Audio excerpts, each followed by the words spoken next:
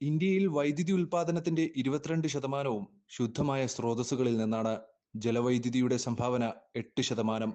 അതേസമയം കാറ്റും സോളാർ പവറും ഒരുമിച്ച് 10%. ആഗോളതലത്തിൽ പുനരുപയോഗ ഊർജം ശുദ്ധമായ വൈദ്യുതിയുടെ വളർച്ചയ്ക്ക് നേതൃത്വം നൽകുന്നു. 2024 റെക്കോർഡ് 858 ടെറാവാട്ടാണ് മണിക്കൂറിൽ കൂട്ടിച്ചേർത്തത്. 2022 മുൻ റെക്കോർഡിനേക്കാൾ 49% കൂടുതൽ. പുതിയ റിപ്പോർട്ട് പ്രകാരം 2024 കാറ്റാടി, സോളാർ പവർ എന്നിവയിൽ നിന്നുള്ള വൈദ്യുതി ഉൽപ്പാദിപ്പിക്കുന്ന ലോകത്തിലെ മൂന്നാമത്തെ വലിയ രാജ്യമായി ഇന്ത്യ മാറി. ആഗോള ഊർജ think tank Embers global electricity റിവ്യൂവിന്റെ 6ാം പതിപ്പ് കഴിഞ്ഞ വർഷം കാറ്റാടി, സോളാർ പവർ എന്നിവ ഒരുമിച്ച് ആഗോള വൈദ്യുതിയുടെ 15% ഉൽപ്പാദിപ്പിച്ചതായി വ്യക്തമാക്കുന്നു. ഇതിൽ ഇന്ത്യയുടെ വിഹിതം 10%. പുനരുപയോഗ എനർജി സ്രോതസ്സുകളും ആണവോർജം ഉൾപ്പെടെയുള്ള കുറഞ്ഞ കാർബൺ സ്രോതസ്സുകൾ 2024 ലോകത്തിലെ വൈദ്യുതിയുടെ 40.9% നൽകിയതായി റിപ്പോർട്ടിൽ പറയുന്നു. 1940-കൾക്ക് ശേഷം 40% എന്ന പരിധി കടക്കുന്നത് ഇതാദ്യമായാണ്. ഇന്ത്യയിൽ വൈദ്യുതി ഉൽപ്പാദനത്തിന്റെ 22% ശുദ്ധമായ സ്രോതസ്സുകളാണ്. ജലവൈദ്യുതിയിൽ നിന്ന് ഏറ്റവും കൂടുതൽ സംഭാവന ലഭിച്ചത് 8%. കാറ്റിൽ നിന്നും സൗരോർജത്തിൽ നിന്നും 10%വും ലഭിച്ചു. ആഗോളതലത്തിൽ പുനരുപയോഗ ഊർജത്തിൽ നിന്ന് ശുദ്ധമായ വൈദ്യുതിയുടെ വളർച്ചയുണ്ടായി. 2024 റെക്കോർഡ് 858 ടെറാവാട്ട് മണിക്കൂർ. 2022 മുൻ റെക്കോർഡിനേക്കാൾ 49% കൂടുതൽ.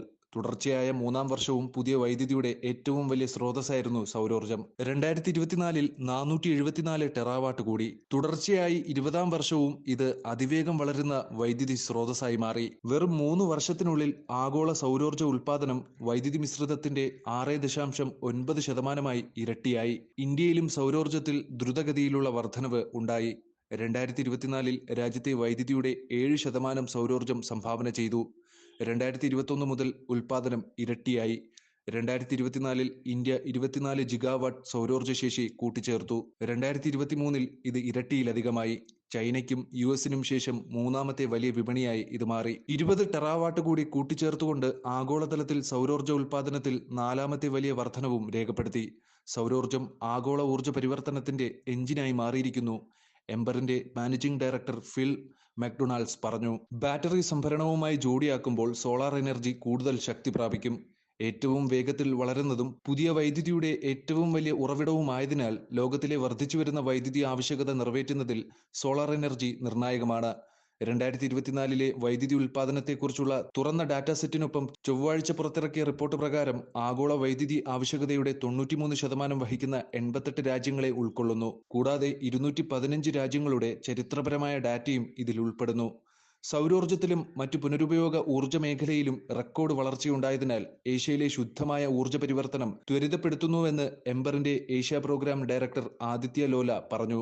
മേഖലയിലുടനീളം വൈദ്യുതി ആവശ്യം ഉയരാൻ പോകുന്നതിനാൽ ശുദ്ധമായ ഊർജത്തിന്റെ തുടർച്ചയായ വികാസത്തിന് ശക്തവും ശുദ്ധവുമായ ഊർജ വിപണി നിർണായകമാണ്. ഊർജ സുരക്ഷയും സാമ്പത്തിക പ്രതിരോധശേഷി ശക്തിപ്പെടുത്തുക മാത്രമല്ല, പുതിയ ശുദ്ധമായ ഊർജ വിപണി സമ്പദ്വ്യവസ്ഥയുടെ നേട്ടങ്ങൾ വികസ്വര രാജ്യങ്ങൾക്ക് ലഭ്യമാക്കാൻ സഹായിക്കുകയും ചെയ്യും. പുനരുപയോഗിക്കാവുന്ന ഊർജം സ്വീകരിക്കുന്നതിൽ ഇന്ത്യ ശ്രദ്ധേയമായ പുരോഗതി കൈവരിച്ചിട്ടുണ്ടെങ്കിലും ഇപ്പോൾ ഒരു വെല്ലുവിളി കൂടി നേരിടുന്നുണ്ട്. വർദ്ധിച്ചുവരുന്ന ആവശ്യങ്ങൾ നിറവേറ്റാൻ കഴിയുന്നത്ര വേഗത്തിൽ ശുദ്ധമായ ഉൽപ്പാദനം വളരുന്നുണ്ടെന്ന് ഉറപ്പാക്കുകയാണ് വേണ്ടതെന്ന് എംബറിലെ സീനിയർ എനർജി അനലിസ്റ്റ് നെഷ്വിൻ റോഡ്രിഗസ് പറഞ്ഞു. ആഗോളതലത്തിൽ സോളാർ എനർജിയുടെ കുതിച്ചുചാട്ടം ഇന്ത്യ പൂർണ്ണമായും സ്വീകരിക്കുന്നതോടെ ഇന്ത്യയുടെ സാമ്പത്തിക ഉയർച്ച വേഗത്തിലാക്കുമെന്നാണ് ഇന്ത്യയെ സോളാർ എനർജി സൂപ്പർ പവർ എന്ന് വിശേഷിപ്പിച്ച UN കാലാവസ്ഥാ വ്യതിയാന മേധാവി സൈമൺ സ്റ്റീൽ ഫെബ്രുവരിയിൽ പറഞ്ഞത്. 2022 UNFCCക്ക് സമർപ്പിച്ച കാലാവസ്ഥാ പ്രതിബദ്ധതകളുടെയോ ദേശീയമായി നിർണയിക്കപ്പെട്ട സംഭാവനകളുടെയോ ഭാഗമായി 2030ഓടെ ഫോസിൽ ഇതര ഇന്ധന സ്രോതസ്സുകളിൽ നിന്ന് സ്ഥാപിത വൈദ്യുതി ശേഷിയുടെ 50% കൈവരിക്കാൻ ഇന്ത്യ ലക്ഷ്യമിടുകയാണ്. 2030ഓടെ 500 ജിഗാവാട്ട് ഫോസിൽ ഇതര ഇന്ധന ശേഷി കൈവരിക്കുക എന്ന ലക്ഷ്യവും 2021 തന്നെ ഇന്ത്യ പ്രഖ്യാപിച്ചു. ഇന്ത്യയുടെ പുതുക്കിയ NDCകളിൽ ഈ ലക്ഷ്യം ഔദ്യോഗികമായി ഉൾപ്പെടുത്തിയിട്ടില്ലെങ്കിലും ദേശീയ എനർജി പ്ലാനിംഗിൽ ഇതൊരു പ്രധാന മാർഗനിർദ്ദേശ റഫറൻസായി തുടരുകയാണ്. നിലവിലെ സാഹചര്യത്തിൽ നിന്നും പ്രതിവർഷം 20% ധനസഹായം വർദ്ധിപ്പിച്ചില്ലെങ്കിൽ 2030 ആകുമ്പോഴേക്കും ഇന്ത്യ 500 ജിഗാവാട്ട് പുനരുപയോഗിക്കാവുന്ന ഊർജ്ജശേഷി വിന്യസിക്കാൻ പരാജയപ്പെടുമെന്ന് ഫെബ്രുവരിയിൽ എംബറിൽ നിന്നുള്ള റിപ്പോർട്ടിൽ പറയുന്നു.